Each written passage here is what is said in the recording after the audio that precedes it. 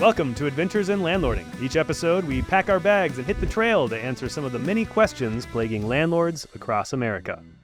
Okay, so we have quite a few stories today.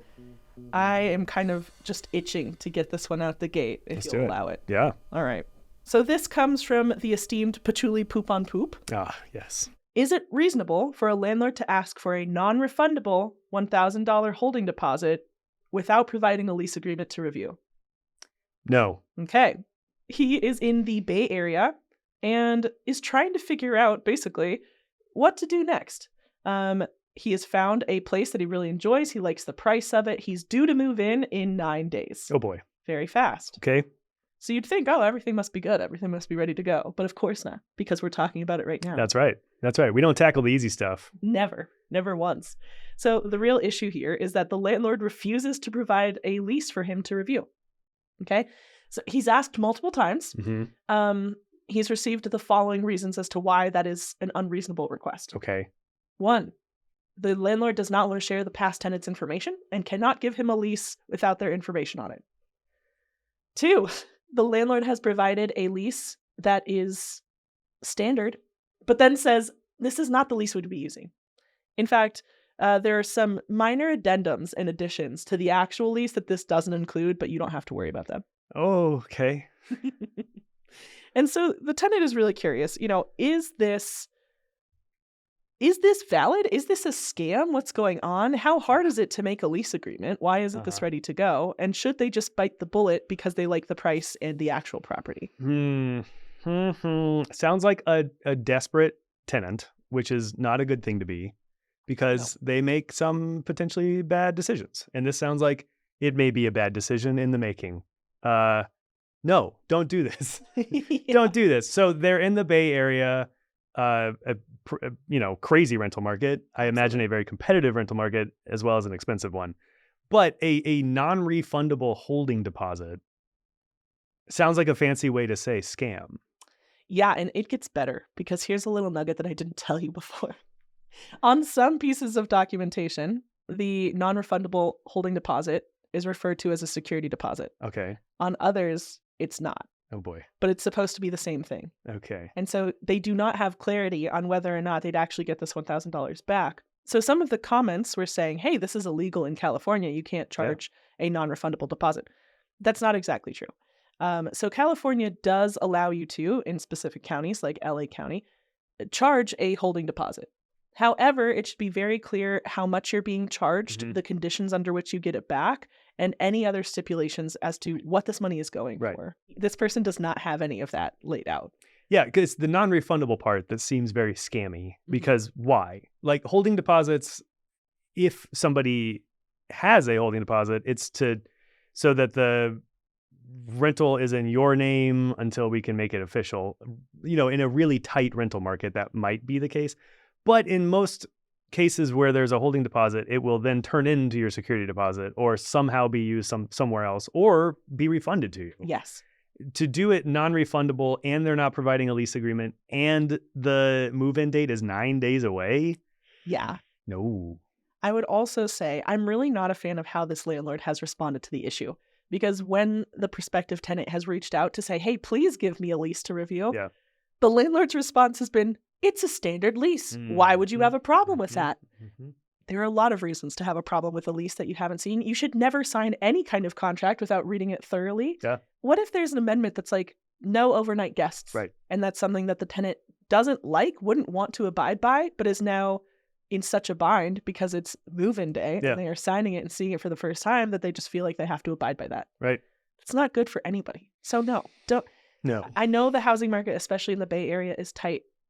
I urge you to please find somewhere else, somewhere with better documentation, more transparent communication. And also in the post, they asked if it's really that hard to put together a lease agreement. No. Especially if you're using something like TurboTenant. With our website, you can make it in 15 minutes or less and have something to send out. We also have sample lease agreements for people to see. So it would be so much easier if this landlord had their ducks in a row, but they don't. And you don't want to suffer because of that as a tenant. That's right.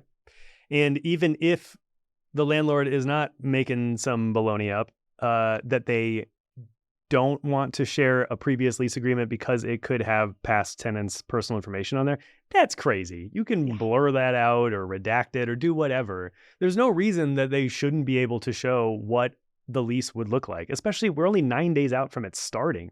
It's not as if they're still cooking it somewhere, right? They've got the lease. It's ready. It's freshly baked. They are waiting for the icing, the signature. It'll be good. But no. I have another question. Sure. Patchouli Poop on Poop. The esteemed Patchouli Poop on Poop.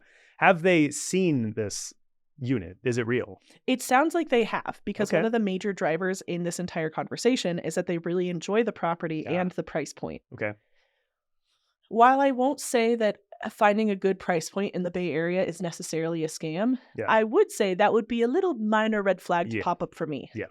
But it sounds like it's a legitimate spot. What makes this illegitimate and more into the scam territory is the fact that the landlord is unwilling to give any more information and is urging them to act without seeing something that they need to sign. Mm-hmm. Even if it's all on the up and up, do you really want to be trapped in a contract with a person like that?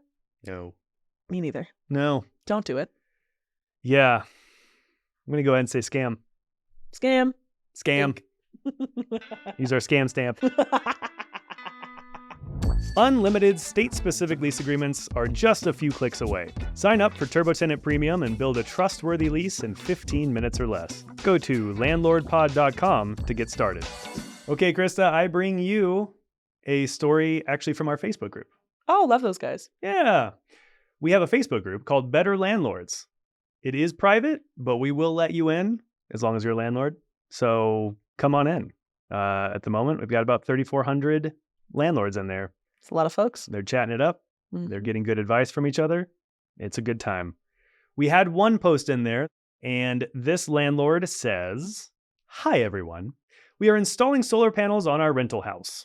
Would you please share suggestions on how to equitably change the rental agreement? Currently, tenants pay for power. We will put the power bill in our name to monitor the solar bill. What is fair to charge the tenants? We will pay $20,000 for the solar system." Okay.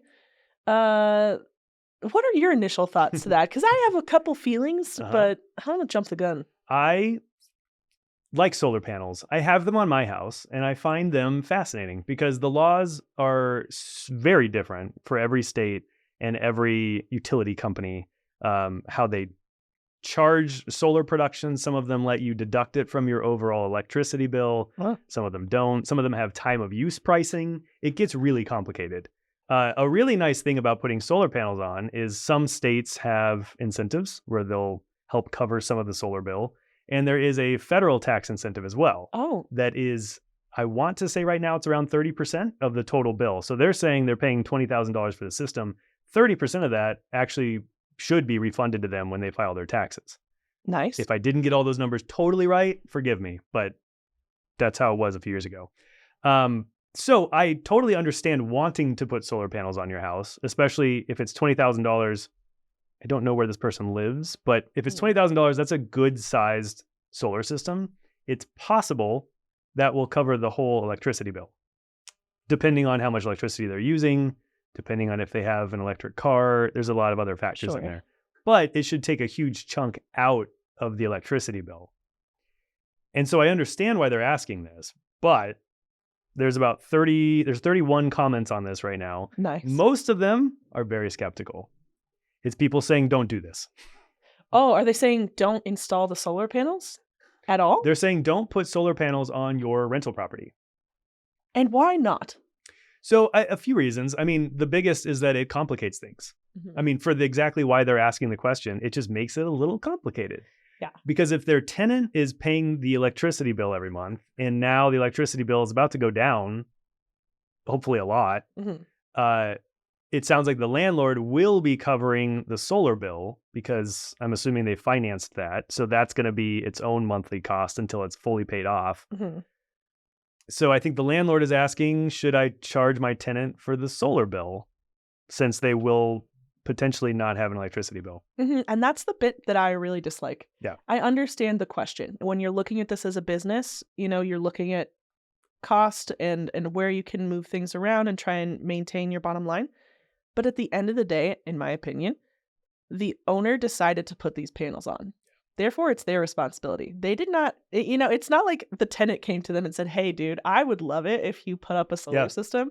I will split it with you. Like that was not the conversation. It was the property owner saying, hey, I want to invest in this renewable resource. I'm going to do it. There's a cost. Well, that's on you, bub. Like, happy. Thank you. The climate thanks you. Yeah. But at the end of the day, that's your decision. And you should not pass that on to the tenant as part of their responsibility. Yeah. In my opinion. Sure. And some of the comments in here rightfully draw the analogy between putting a new roof in or a new higher efficiency furnace. So yeah, if you get a new furnace, if your furnace is 25, let's call it, years old, a new furnace today is going to be a lot more efficient than that old furnace you're replacing, which means lower energy costs. Do you then pass along the cost of the new furnace to your tenant? You shouldn't. Yeah, I would think not. And, there are some things you could do, right? Like, especially with the solar system, which just tickles me, by the way. I just keep imagining the planets. But because there are tax incentives and ways for them to get money back, I feel like that also needs to factor into this conversation. Because you're not just out $20,000. Like, yes, that's a chunk of change. But you're getting money back. Yeah. You are going to have this for the life of the property, most likely, and that will supersede how long your tenant is likely there. That's right. So again, it's for you. It's just like if I buy all new makeup, I don't charge my boyfriend to look at me because I look better. Like, I don't pass along the cost to him. But I could. Maybe right? If I was a better businessman. Yeah, there you go. Yeah, well, and that's an interesting way of looking at it, because in the realm of repairs versus improvements, this definitely isn't a repair. It's an improvement. Yes. It's something that improves the property. Now, does it benefit the tenant? Yes, because they're covering the electric bill, which is going to go down. But it is it improves the value of the property. Because after however many years, whatever they finance this for, once the solar system is paid off, the idea is you're your own power plant. Yes. You may hopefully never have an electric bill again. That'd be cool. Huzzah. Also, they could depreciate this since it is an improvement. And actually, it's not even a can. Like, you have to depreciate improvements. If you're not sure what that means, we have a tax course. Go check it out. You can learn so much. But inherently, you have this big purchase that you've made to improve the property, and you get to take it off year by year in small chunks, more or less. I'm not an economist. But there are ways for them to get repaid. So I understand the drive. I disagree with it. If anything, there are some solutions that they could. Well, hang on. Before we get to that, I want to add another wrinkle to this. Oh, love a wrinkle. Further down in the comments, our author said, wow, interesting comments. We will retire and move into this home in 5 years. And then they also said the electricity bill has been about $150 a month. Okay. So this reinforces my belief that you should not pass that along to the tenant. 5 years is not a super long time. And then you will be benefiting directly. Again, you decided as the property owner to make this change, and I'm really proud of you. Now you should pay for it. If you do want to try and bolster your bottom line, there are different ways you could do it, whether that's a rent increase once the current lease is up. That would probably be the best way. Yeah. Especially if you have a new tenant. I mean, granted, don't boot out your old one if this is the only thing going on between y'all, but that is an easier sell because then, hey, you've got to cut a reduced electric bill. You got solar panels. You care about the climate. Wow. Beautiful place to live. Yeah. Yeah. I mean, if I was a prospective tenant and I was told I have to cover the electricity bill, but there's a whole bunch of solar panels on the roof, so the electricity bill is maybe nothing or maybe less than $100 a month consistently, that's going to make it a much more attractive property. You could raise the rent a little bit to try and compensate for that. You could. You don't have to. You don't have to. I mean, because once again, if we're looking at being a landlord, being a property owner and a property investor, as you've got the long term of the real estate property accruing interest, and then you have the short term of providing the service to your tenants. Well, the long-term investment, that's what the solar panels are. Yes. They're helping the value of the property. And one day when this person moves into it themselves, it's going to be really nice to have that there. And then even further down the line, when they decide to sell the property, it's going to be nice there too, because it's added to the property value. But in the short term, the tenant doesn't care about any of that. Yeah. They're just along for the ride. They're just in the house. You put solar panels on it. And again, I'm really proud of you. But let's be realistic. Like, they did not ask. This is not something that you've done on their behalf. It's something you've done for your long-term investment. And that's why I feel like it should really fall on the landlord to take care of it. Okay, so getting back to the original question, they asked for suggestions on how to change the rental agreement. And I would say you shouldn't at all. Yeah. I would say don't.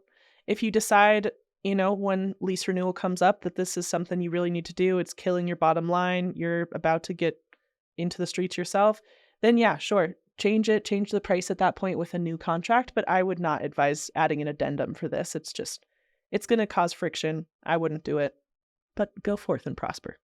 If the tenant does decide to stay here, however far out they are from lease renewal, they'll be delighted that for the last few months, their power bill was so low. The one that they were previously used to being $150 a month, it goes down to $20 a month, let's call it. They'll be so happy that a slight rent increase upon renewal will be fine. It's going to be a lot easier to stomach. And if they don't like it, they'll move out. It'll be easier to find somebody else because it's a low electricity bill they have to pay. Sure. Win-win. Win-win. And that's all you can hope for. From finding your new favorite tenant to automating rent collection, TurboTenant has the tools you need to thrive as a landlord. Get started for free today at landlordpod.com and tell them the podcast sent you. The Landlord Special. Landlord Special. No one likes it, everyone hates it, and we're here to tell you how to avoid becoming part of our story. We're going to start with this beautiful TikTok of a landlord covering up active mold with paint. Let's take a look. Things in my college apartment that just make sense. Mold in January. Apartment not concerned, so time for a sample. A week later. Now in March it's growing on my shoes. No matter how much I clean, still growing on window. They simply paint over it. Help.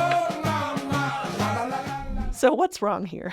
Everything is wrong here. There is active mold on the windowsill, and instead of cleaning it or otherwise trying to take care of the root issue, we see someone just painting over.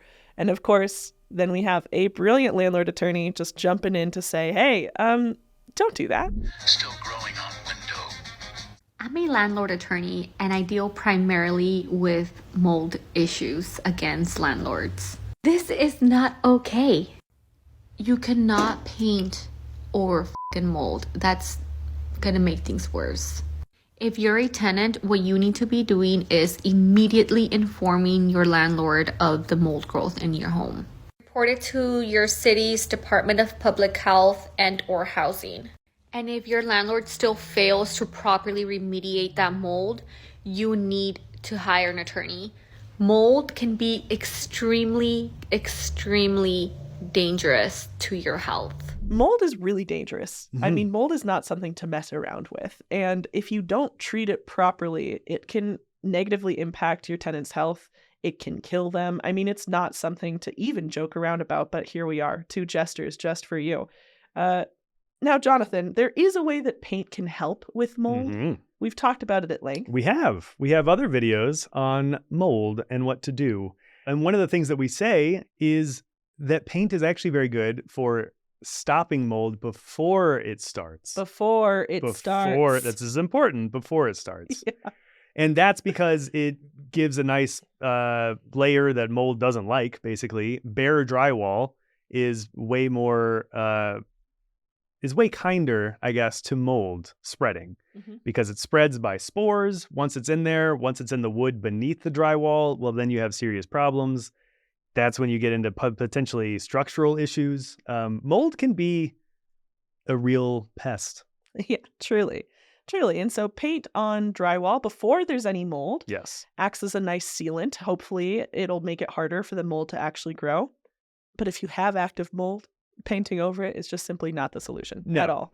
As a landlord, you should be very disappointed in yourself. You don't paint over a major problem like that. I mean, if you had a gaping wound would you just slap some paint on it and call it a day? I would, but I make really bad decisions. So I don't think everyone else should. It's not where we were going with this conversation, but I will take the time to say, don't do that, Krista, don't do that.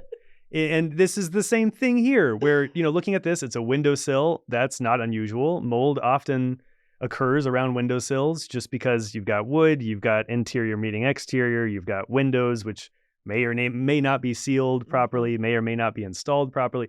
There's a lot of reasons mold could start right there. Yeah. But then to just paint over it, it's just sealing it in. It's basically saying, hey, mold, whatever you're doing in there, keep doing it. Keep it up. And all of the wood that makes up the structure and foundation of this house, it's yours. It's your playground. Go for it. Tenants, feel free to breathe that right in. Just some hefty breaths. But no, the landlord attorney here offers some really good advice. She says, hey, as soon as you suspect any mold, you need to reach out to your landlord immediately, because this is one of those situations where they need to act quickly. They are duty bound to do so because it can negatively impact your health. If that's not enough reason for them to do it, it's also going to hurt their investment. Bad on all sides. If your landlord is not acting quickly, if they are just letting it go, they're like, mold, why do you care about that? Just let it be. Make sure that you are keeping excellent documentation of all of your conversations. So to me, that means sending emails. Maybe you're sending messages through TurboTenant, something that is time-stamped and that you can prove was sent. And has read receipts, preferably. Yes. If you can't do that for whatever reason, let's say they just love having a good old talk on the horn, they want to talk to you on the phone, send a follow-up email after those conversations to summarize what was said, action plans, timelines, etc. That way, again, you have the documentation that conversation took place. If things still don't get better, you need to reach out to a landlord attorney at that point, a real estate attorney, a rental attorney. There are 1,000 names for them, but you want to make sure that you find someone who can help you figure this situation out and either force your landlord to act or get you out of the lease without penalty, because it is unacceptable to force someone to live in a moldy home. Hear, hear. Now, if we had the landlord who owns this particular property here with us on the couch, what would we tell them? Partner, you got to make better choices. Yeah, so first of all, don't paint. Yeah. In fact, strip the paint because you're going to have to get to whatever's going on underneath there. So whether you do it yourself, there are some ways to do that. Sure. And the most important thing to remember is wear a respirator, wear some kind of mask, cover your skin. Mold, especially black mold, it's nasty stuff. You don't want to breathe it in, even if it's just a brief, repair that you're doing. You don't want to breathe it in ever. So make sure you're taking the right precautions if you're doing it yourself, or hire somebody who knows what they're doing. And take care of the root issue. Yes. You're going to have to go down to the studs. In this case, you may have to take out that window. Maybe the window needs to be replaced, and that would help solve this from happening in the future again. But you need to deal with the mold. Yes, you have to deal with the mold. You have to make sure either you or a professional is cleaning it up, exactly as Jonathan said. Wear a respirator, have some kind of air filter in the mix, open the damn window if you can. I mean, there are a lot of ways to try and keep yourself as safe as possible, but at this juncture, I would say bring in a professional, apologize so heartily to your tenant, and then make sure that you don't do this again. Yeah. And if you are going through all this, communicate with your tenant. Yes. Let them know what's happening. Let them know that it's a serious problem. Talk with them about what they're comfortable with. If there's another room they can sequester themselves to in the meantime until the repair is done. If you have to pay for a hotel in the meantime, make sure you're taking care of them. Absolutely. And that's it on mold. Mold, mold, mold, mold, mold, mold, mold, mold. Well, that is it for this episode of Adventures in Landlording. Make sure to subscribe on your podcast player of choice and on YouTube. If you have any feedback or you want to share your own adventure in landlording, check us out at landlordpod.com.